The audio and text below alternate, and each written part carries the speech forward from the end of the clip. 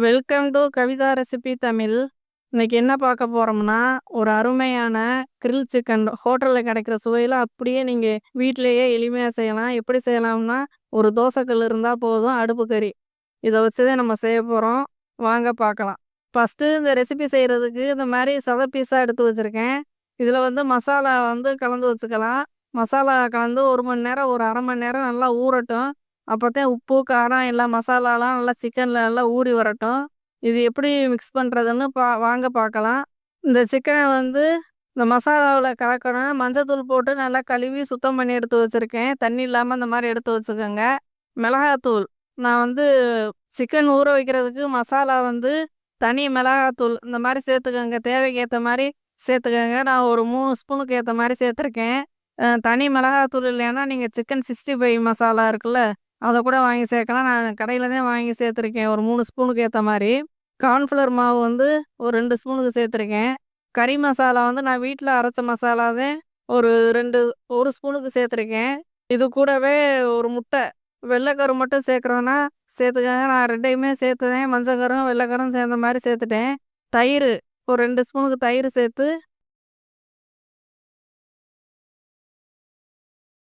உப்பு ஏற்கனவே மசாலாவில் உப்பு இருக்கும். அதனால் நீங்கள் கொஞ்சம் கம்மியாகவே சேர்த்துக்கோங்க. இதை நல்லா மிக்ஸ் பண்ணிக்கோங்க. இந்த மாதிரி நல்லா மிக்ஸ் பண்ணிக்கோங்க.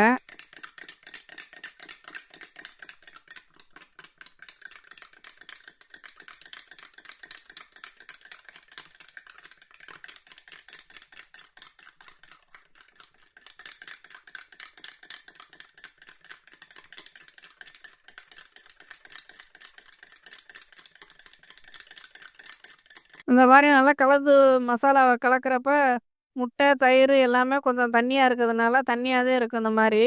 இப்போ கொஞ்சம் மைதா 2 ஸ்பூனுக்கு சேர்த்துருக்கேன்.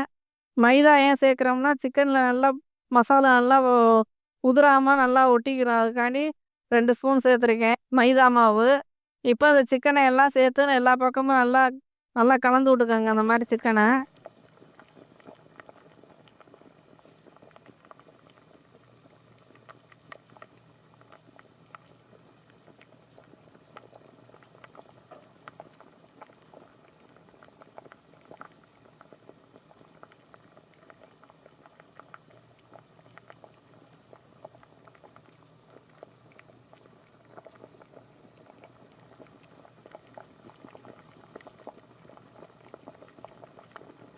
இதில் கொஞ்சம் ஒரு அரை பாதி லெமன் தான் போட்டு நல்லா அந்த மாதிரி கடைசியாக அந்த மாதிரி பிசைஞ்சு விட்டுக்கோங்க.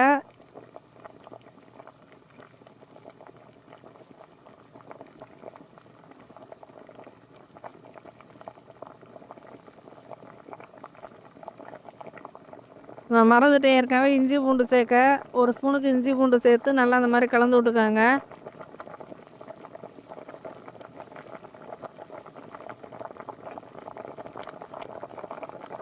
1 ஸ்பூனுக்கு சோயா சாஸு இது கூட சேர்ந்து, சோயா சாஸ் 1 ஸ்பூன் எடுத்து இந்த மாதிரி இது கூடவே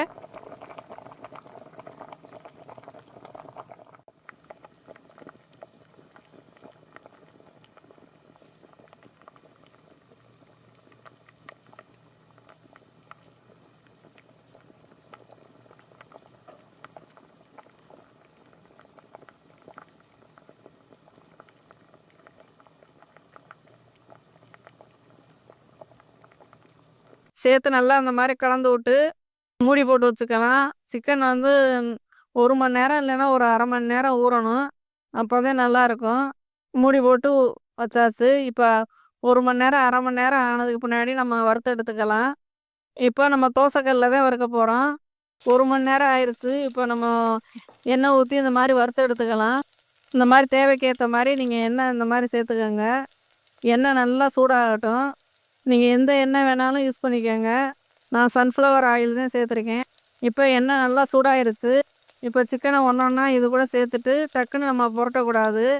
ஒரு 3 நிமிஷம் 4 நிமிஷம் அப்படியே நல்லா ஸ்டவ்வை லோ ஃப்ளேமில் வச்சுட்டு நல்லா வேக விடுங்க. உள்பக்கம் ஃபுல்லாக நல்லா வேகணும். சிக்கன் பீஸ் கொஞ்சம் பெருசாக இருக்கிறதுனால உள்பக்கம் வேகாமல் வெளிப்பக்கம் மட்டும் வெந்துடும். அதனால் நீங்கள் ஸ்டவ்வை கம்மி பண்ணி வச்சு நல்லா வேக விடணும்.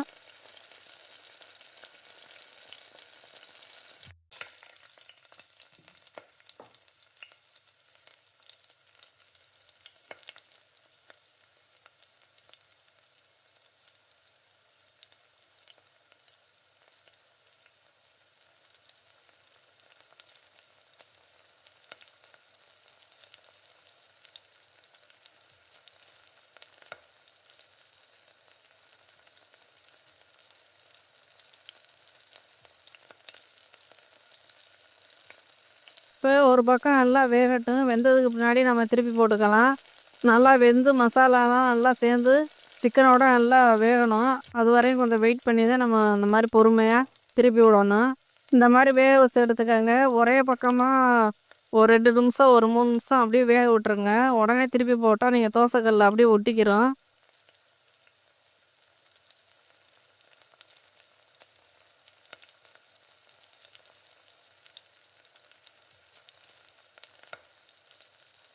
அதனால இந்த மாரி திருப்பி திருப்பி போட்டு ஒரு 5 நிமிஷம் அப்படியே வேக விடணும். நீங்க திருப்பி விட்றப்பவே கலர் மாறி வரும். அந்த ஸ்டேஜில தான் திருப்பி விடணும். இந்த அளவுக்கு நல்லா திருப்பி விட்டு நல்லா ஸ்டவ்வை வந்து கூட்டி குறைச்சி வச்சு இந்த மாரி நல்லா தோசைக்கல்ல இந்த மாரி பிரட்டி விட்டுக்கோங்க.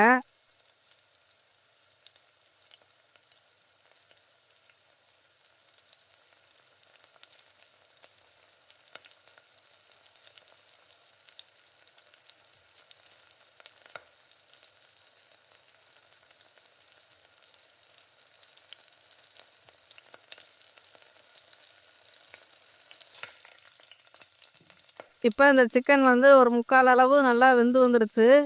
இப்போ நல்லா வேக வைக்கணும். அதுவரையும் நீங்க இன்னும் கொஞ்சம் திருப்பி வேக வச்சுக்கலாம்.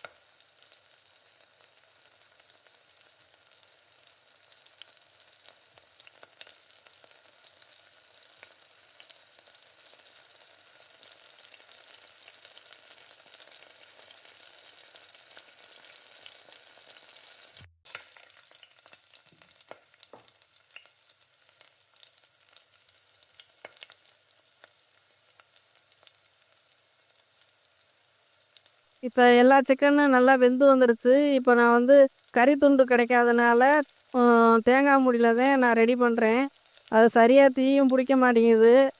ரொம்ப கஷ்டமா இருக்கு. இந்த மாரி நெருப்பு உண்டாக்குறதுக்கு. இப்போ நான் வந்து ரெடி பண்ணிட்டு காட்டுறேன். இப்போ வந்து சிக்கன் வந்து நல்லா இந்த பக்கம் ஓரமா எடுத்து விட்டு நடுவால அந்த ஒரு பாத்திரத்தில கிண்ணத்தில இந்த மாரி நெருப்பு ஊட்டி இந்த மாரி வச்சுருங்க. வச்சு அதில கொஞ்சோண்டு ஒரு ஸ்பூனுக்கு ஏத்த மாரி எண்ணெய் சேர்த்துட்டா டக்குன்னு புகை வரும். அப்போ மூடி போட்டு வச்சிங்கன்னா, புகை அப்படியே ஃபுல்லா எல்லா சிக்கன்லேயும் அந்த மாரி ஒரு டேஸ்ட்டு குடுக்கும். அப்படியே நீங்க ஹோட்டல்ல வாங்கி சாப்பிடுற அளவுக்கு ருசியா அதே அளவு இருக்கும். இப்ப கிரில் சிக்கன் ரெடி ஆயிருச்சு. நீங்களும் இந்த மாரி செஞ்சு பார்த்து எப்படி இருக்குன்னு சொல்லுங்க. நான் இப்ப வந்து பிரியாணி இதே செஞ்சிருக்கேன். இந்த வீடியோ வந்து நான் ஏற்கனவே செஞ்சு சாப்பிட்டதேன் உங்களுக்கும் நான் சொல்றேன்.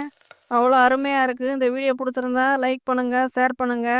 மறக்காம சப்ஸ்கிரைப் பண்ணிருங்க. ஹைப் பண்ணிருங்க.